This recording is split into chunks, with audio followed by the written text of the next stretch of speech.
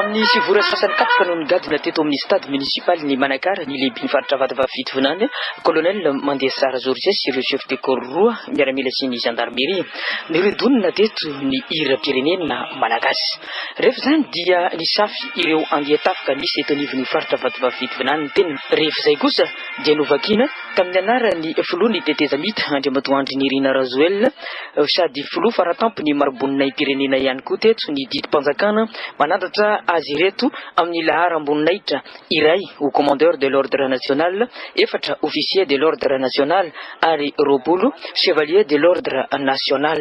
Taorian'izay kosa dia maso lehibe izay nandrasan'ireo solotena ny avy amin'ny folo alina anjara toy ny avy amin'ny vondrotoboparitsy ny gendarmerie sy ny régimenta faharoa ny miaramila. Niavaka ny fandraisana anjara ny mpianatra teto miankina sy tsy miankina amin'ny fanjakana ary ireo mpanao fanatanjahantena sy ny fikambanana maro samihafa. Rehefa zay dia nasay ny lehibe ny faritra tena amin'ny toeram-piasana hiara hisakafo aminy ireo olo-manakaza maro teto Manakara ka nandritra izany no nanafatra farany nisy ny fihavanana. Fihavanana ihany koa dia sy azontsika atao ambanin-davitra marina fa tsara ny politika satria avy amin'ny politika izany no ivoahany hevitra mahasoa rehetra ny tantanana, ny tanàna sy ny firenena.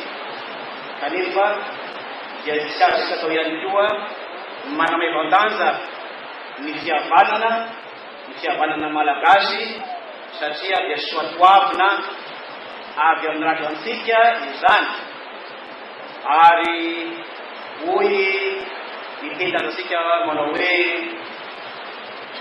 ny fesakina noery ary zay tambatra vato. Enkaza enimboninaitra teto ny lanonana satria dia notronony ireo parlemanta CT sy CST eto anivon'ny faritra Vatavavity Vinany sy ny vahoaka ny Manakara.